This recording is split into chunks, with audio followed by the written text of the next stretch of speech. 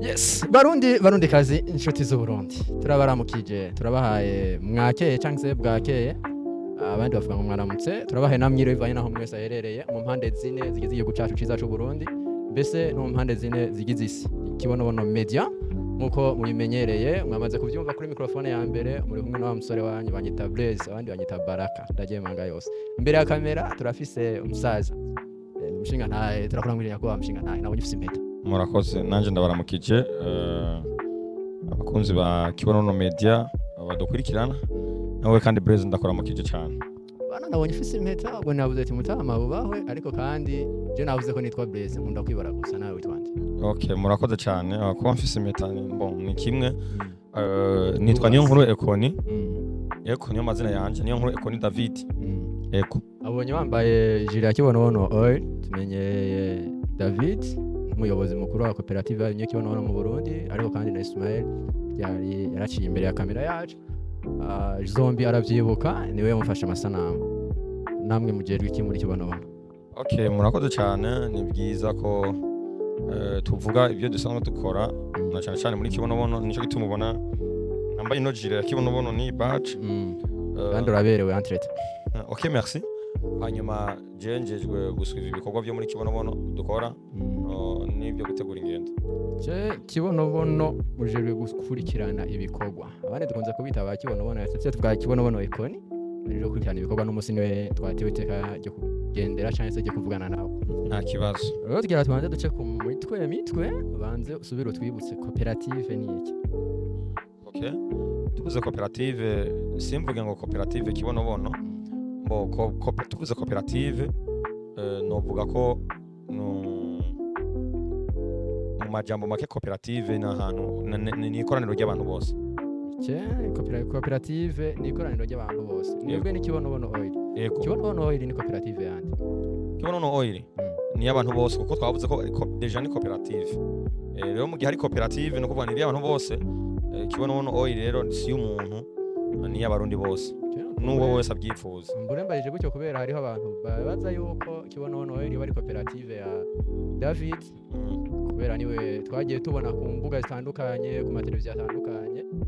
ngo wodutahuza neza kumwe na Kibonobono Oil ari abanywanyi bose cyangwa abanyamitahe bose ariko atari ya David ubwiyo. Okay murakoze cyane gituma Kibonobono Oil cooperative atari ya David ari abanywanyi bose nuko igihe cyose David yagiye aravuga icambere no herako igihe cyose David yagiye araboneka ku makamera aho yaciye hose ntabwo yigeze bavuga ngo umugambi wiwanje ntaho bwigeze bavuga ngo Kibonobono ni yiwanje. Igihe cyose yagiye aravuga n'igihe cyose avuga n'inyungu zose yerekana za Kibonobono ibikorwa byose bigaragara bya Kibonobono abivuga ko ari bya bene gihugu bose muri rusange buri muntu wese akeneye ko bibamwe agashiramo imitahe aravuga neza yuko ari bya bene gihugu bose muri rusange kandi na Ismael na nyene ntaho arigera avuga ngo ni bya David ngo ni vyande oya mugabo iconzo ico gusa ibikorwa byose yaba koperative canke ikindi kintu cyose bon bokinero ko navuga ngo nta ntama zitagira iki mutware canke zitagira umwungere. Bon nimba David ariho nk'umwungere canke nk'urongoye koperative Kibonobono bisigura ko ari yiwiwe kuko ndazi neza ntakekeranye ko n'ayandi makoperative yose afise abayaserukira bayarongoye. Niba bisigura ko bajye bayarongoye ari iwabo ahubwo niye bajye abantu bose bemerewe kuja muri koperative. David aseruka imbere kugira ngo akurikirane abarundi bose canke abantu bose bari muri koperative barimye Kibonobono baharonkere inyungu. Ubwo rero cangaruka nimba ari kugira ngo abantu bose bari muri Kibonobono baharonkere inyungu bazoronka inyungu izihe. Murakoze cyane ico kibazo bakunda kuba bakibishuye cyane ndibaza ko bahora babikurikirana. Inyungu bazoronka zizova mu byo twagize gute mu byo tuzoba twararimye mu Kibonobono ndetse ari nibyo twahinguye tukabingwa ko murazi ko n'amavuta asanzwe ahari hanyuma imirima nayo turiko turarima rero inyungu nibaza yuko zizozanana muri bwa burimye muri rusange kamvuga uburimye muri rusange bwa Kibonobono kuko nimba warimye dufate kamvuga karorero nimba warimye imyumbati par exemple imyumbati wayirimye inyungu zayo uzokenera swati hari gihe hazoba ari ubufu burya bufu bavuga ubw'imyumbati canke hari gihe uzoshora irya myumbati yonyene gusa uravyumva neza hari n'igihe ushobora kuvuga ati mbon iyi myumbati ibi bikoti bijya bikoti bijya batera reka ndondere inyungu muri ibi bikoti gusa rero inyungu tuvuze ko turabarimye b'ikibonobono nibaza ko inyungu zizoboneka zivuye muri bwa burimye bw'ikibonobono nsinje kwinjira andeta ngo mu mavuta twahinguye ngo mu itorto ubona ko harimo iby'itorto mu ntuze mu kibonobono abonye bavuga ko harimo n'ibintu byinshi ko uburenganzira tuvuga ngo tubimare duca ku masonga nico gituma rero tuvuze inyungu azobona umwene gihugu yasizemo imitahe nizo azavuye mu burimye bw'ikibonobono muri rusange inyungu azoronka azavuye mu burimye bw'ikibonobono muri rusange kuko nta kindi tuzoba twashize imbere kuvuga ngo harimo ya mavuta harimo ya fumbire muzokora harimo na bya bindi byose ariko kandi cangaruka bashiramwo imitahe itandukanye bivanye umwe wese n'uburyo bwiwe abafise none muzotandukanya gute washizemo umutahe umwe n'uwashizemo imitahe 200 kugira ngo umwe wese aronke inyungu zijanye nayo yashizemo nibaza ko ico onye nto gitiba ko kanene ngo mvuge byinshi kuri ico sinzi nk'abariko baradukurikirana abaciye ku ntebe y'ishuri murazi buya bufindo bwa partage twiga mu wa gatanu mu mashuri ya kera je nibaza yuko buya bufindo bwa partage hari gihe wasanga utoye hamwe gatatu kandi ugatora gatanu none hajya wocu biharura gute hajya mwishe mukiyagiye nuco mva kumenga hajya indani dufifate nk'imitahe basi mwabijya biharuro mwazijya ndome niki wasanga igenda hariya n'indi nuco nomenga yoba yari yarasizemo imitahe myinshi gusumba be bivuze ngo washize imitahe myinshi azokunguka byinshi wahezemo duke nawe azokunguka duke bon bose azokunguka n'ibyo zoba yarashizemo simvuge ngo washizemo myinshi ngo naduke uzokunguka n'ibyo zoba warashizemo na sero nuko bizoba bitunganije yego umwe wese azokunguka n'ibyo azoba yarashizemo bivanye kandi no kungena bizoba bitunganije novuga ngo muhamagarirwe umwe wese gushiramo myinshi nabitahuye neza cyane gose okay nimba rero umwe wese azokunguka bivanye niyo yashizemo nkunda kugira ko rero kamo kugira ngo umuntu ashobore gushiramo myinshi cyangwa ashiremo 12 gusa impanuro yewe nk'umuntu w'umunyamitahe muri koperative nawe amaze kubona inyungu urotera cyangwa isaka motera umuntu okay murakoze icambere no vuga no hera ko coco hari ibintu ngenda mbona nagiye mbona n'ahandi bituma ubona abantu benshi batavansa mu bikorwa bya koperative cyangwa ama organisation kanaka bajamwo hari uburyo umuntu umubwira gushira mu 12 ngaha sivyo yabishiramwo akaca yigira ntazoswe no kuza kubaza cyangwa aje no kuraba ahantu yashiramwo ubutunzi bw'ibuye sivyo kubera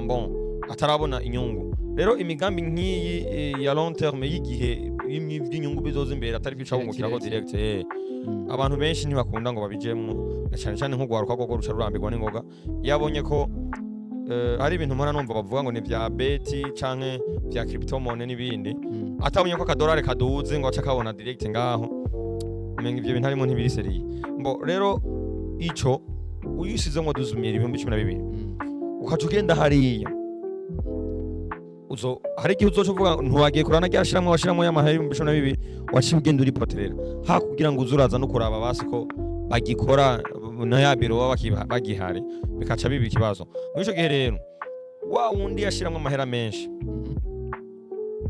iyo ibikorwa bitari ko birabandanya nko byatezwa kubandanya akarorero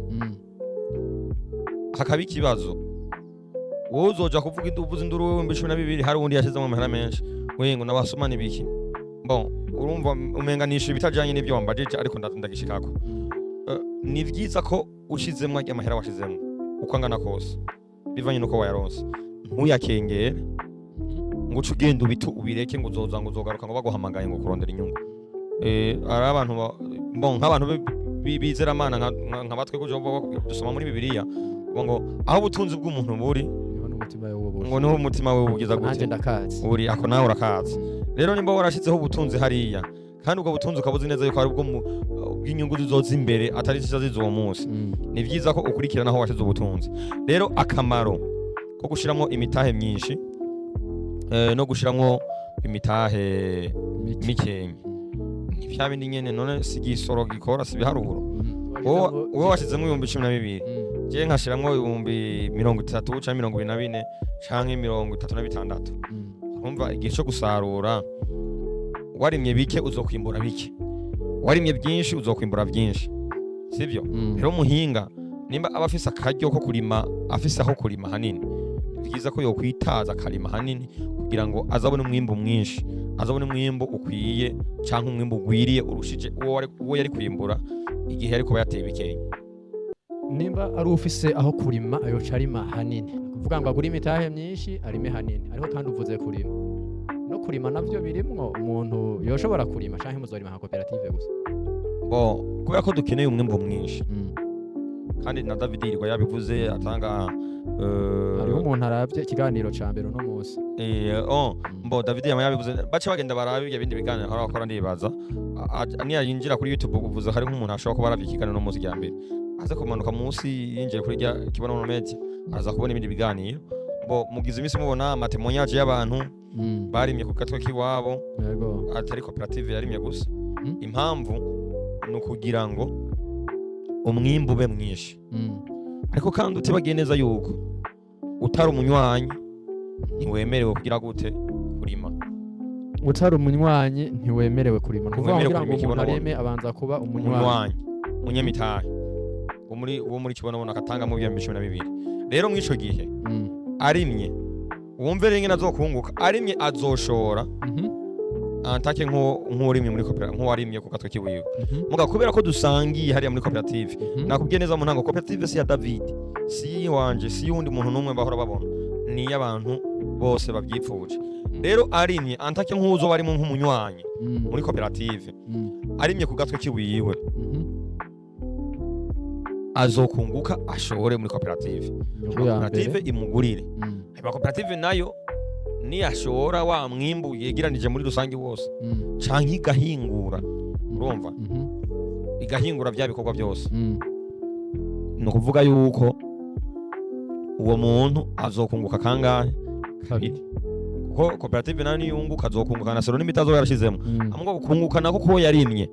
azokunguka na sero n'ibyo azoba yararimye uko bingana. Ariko kandi Ikibonobono muje kucirima dusanzwe tuzi ko cimeza mw'ishamba, nk'umuntu utagenda gatora ziyantete zo mw'ishamba hanyuma no ahenda akazitera ntimwomugurira kazazanye mwemwe. Reka mvuge kuno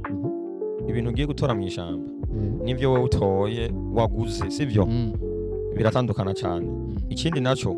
ibyo bijya byo mw'ishamba hagerega ntabwo aba yabiruhiye yagera bitora ntazomenya n'ingene bigira ko kavuga ati n'ubundi bizokwimenya no mw'ishamba byarimenya je nagenda bitora. Mbo rero ngarukirije hagufi ijya mbuto yo mw'ishamba siyo yemewe basi ku isoko mpuzamakungu kandi n'umwimbu utanga ntuhagije. Rero nico gituma iyi tumubona ariyo yemewe kandi ishobora kuduhereza umwimbu uhagije, nico gituma mubona ariyo twegitije ko abantu baza kurima bakayikora no muri koperative kubera batabashobora kuyironka. Fatiye hagufi mushatse kuvuga yuko mufise imbuto y'iwanyu mwahisemwo, abandi bavuga imbuto isobanuye imbuto y'iwanyu mwahisemwo yo kurima. Dufise imbuto yo muri Kibonobono ya twese nawe urimwo n'uri ya wundi muntu abikeneye, si iwacu uvuze ngo iwacu cumenya nashatse kuvuga ya koperative nanje ndimwo ndafise umutahe n'abandi bose nk'umuntu kubera muri commentaire duhura n'ibibazo byinshi batubaza cyane gose kurajya amanimero mubona rero batabaza muri commentaire no baca ku manimero nubwo twahamagarira bose kuja babaza hajya muri commentaire, ariko kandi bakagenda badushirako ka like ndabavuga yuko kufatira zombi ama image yakora neza, abandi bana bavuga ati ibintu bimeze nabi no gupartage ibiganiro kugira ngo bose babibone, kuko nk'ubu uye nk'ibintu biko ravuga n'ibintu by'akamaro bikeneye ko abantu benshi babimenya. Ubwo rero bashuti n'abagenzi baraba bino biganiro bamaze kuba barenga 22,000 dusaba yuko badufasha kuja baratanga bino biganiro ku bandi benshi ngo babibone. Ubwo rero niyo mpamvu niko ndabaza ati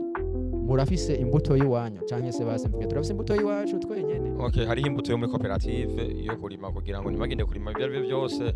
ejo bazava babura isoko bavuga ngo twarabahenze. Cyo gituma tubegizija kuza kuyitora hano. Impamvu yo kuyitora hano nuko hariho n'ingene bice bikurikiranwa kugira ngo umuntu amenye neza yuko ivyo yarimye batazobimwiba. Ivyo yarimye batazobimwiba kuvuga ngo muri yantu kugira imbuto y'iwanyu harimo n'intumbero yo kugira ngo ntihabe mu concurrence hagati cyane umukomisiyoneri hagati yiwe ntihagire uwiba umwimbu ngo ashawuzana iwanyu kumbe ari uwavuye kwiba hanze. Niyo cyo gituma twavuze twavuze duti abantu bose ari ikibazo tugize imisi tubona ushobora gusanga umuntu yarimye mugabo abakomisiyoneri barimwo bakaba barenze. Rero muri ico gihe no kugira ngo tumenye n'ivyo yarimye nabyo ni byiza. mu kuvuga ngo abaguze imbuto murabandika mukamenya n'abazoshora. yego Kandagushimire bwana Ekoni wakoze cyane ku mwanya wadutije wakwitije usa n'ufatiriwe ariko kandi turagushimiye ku bwitange bwa wakoze cyane zere ko ubundi munsi tuzobakenera nka Kibonobono Media mu mwanya muto muronka twabonye ko mufatiriwe n'amabanga menshi n'abantu benshi babitura twizere ko uzotwakanya kandi murakoze cyane hanyuma nkaca ngira ko ntera n'akamo n'abariko baradukurikira bose kuri ino Kibonobono Media kubakangurira cyane cyane nibaje mu migambi baje hamwe n'abandi kuko wikoranye wenyene aho udashobora gushika nico gituma koperative cyo tuvuze koperative cyo gituma iyo umuntu avuze koperative ari urunani dufate abantu bose bashobora kuranira urunani rw'abantu benshi bakaje hamwe kugira ngo bashobore gukora ikintu kinini gifatika kandi cyo bamaze kugikora kibazanira inyungu rero nibaze bose tuje hamwe dukore ibizotuma dutera imbere hanyuma abajene bamenye neza yuko ko imigambi yo gukora umugambi w'ahantu hato ubona ngaho hafi bo bavana nabyo ibyo byimviro bakaja gukora imigambi imara igihe kinini izobaha inyungu imbere ndakunda gutanga uburoro butari buke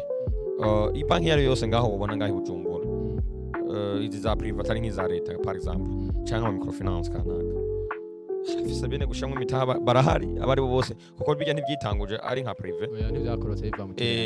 sina leta yabitanguje ibyo leta yatanguje bivyo birahari sivyo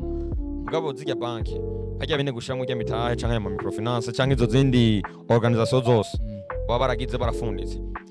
uno munsi amafaranga yinjiza ajyamye canke abana imba yarapfuye abana biwiwe nibo bariko baragira gute umuryango we uriko uragira gute ukonsoma ibyo se yasize abategura canke nyina wewe canke nyina wari we wese rero nibaze tuje hamwe dukore ibizotuma dutera imbere bigatuma duteza n'imbere imiryango yacu twese muri sanki rero namwe ndabashimiye kwa mwadutumyeho kugira ngo kumbure dushobore kuganiriza abadukurikirana bose no kubahugura kugira ngo bamenye neza yuko abimvira ko David koperative ari yiwiwe babikure mu vyiyumviro bamenye ko ibyo David byose akora ariko abikora ku bwa koperative ya twese muri rusange Kibonobono oyi kandi aharanira ko abarundi bose twogira uruhara runini rwo mu iterambere ndetse umufuko nka muri ya ntuzenye yambone y'umukuru w'igihugu umufuko wose karonka amafaranga ndetse karonka n'icyajya kuko nitwa dushye Kibonobono akabunguka zoronka ingene asuma ibyo gufungura agire n'amafaranga asigaje hehe ku mufuko wiwe rero mu ico gihe bizotuma atakwidoga inzara n'iki kuko burya kwiba iby'inzara n'ibindi n'ibiki byose umuntu uzomva abamwo ni kubera usanga hari utubazo kanaka tw'ubukene tuba duhari dutuma umuntu ashaka gukora ivyo murakoze cyane turashimiye cyane bose nibaze tuje hamwe dukore imigambi y'igihe kirekire gutegura kazoza k'abana n'akacu bwacu hama dukorere muri yambo n'akazoza y'u Burundi bifashe mu 2040 Burundi buteye imbere mu 2060 twari kumwe na Ekoni wo muri Kibonobono Oil ariko kandi twari kumwe na cameraman Zombi yamabikora neza igihe cyose muzo kumufasha microphone neza kumushimira ko adukorera ibintu byiza duhamaye image asa neza ariko kandi aracishuza kamera yiwe yasavye niniya aho naragerageza gukora ibintu byiza nubwo kamera yiwe bitabishimishije cyane rero turayimushimiye ko ni nwashika muri Kibonobono Oil baturamukirize bose babwire ko Kibonobono Media tubaramutsa ariko kandi ubwire nyakubahwa David yuko tumukumbuye kuri microphone za Kibonobono Media turashimiye aba bose bakurikirana Kibonobono Media aho muri mushishikare gupartager link z'ibiganiro byacu kugira bibona ari benshi ariko kandi nawe waravyiganira ukaba utarasonda kuri sabone goyura umuhombe kugira ngo ushobore gusonda sabone kandi ibiganiro byo hejuru bina ku mwanya hanyuma ushobora kubonera ibiganiro by'iterambere murakoze ciao ciao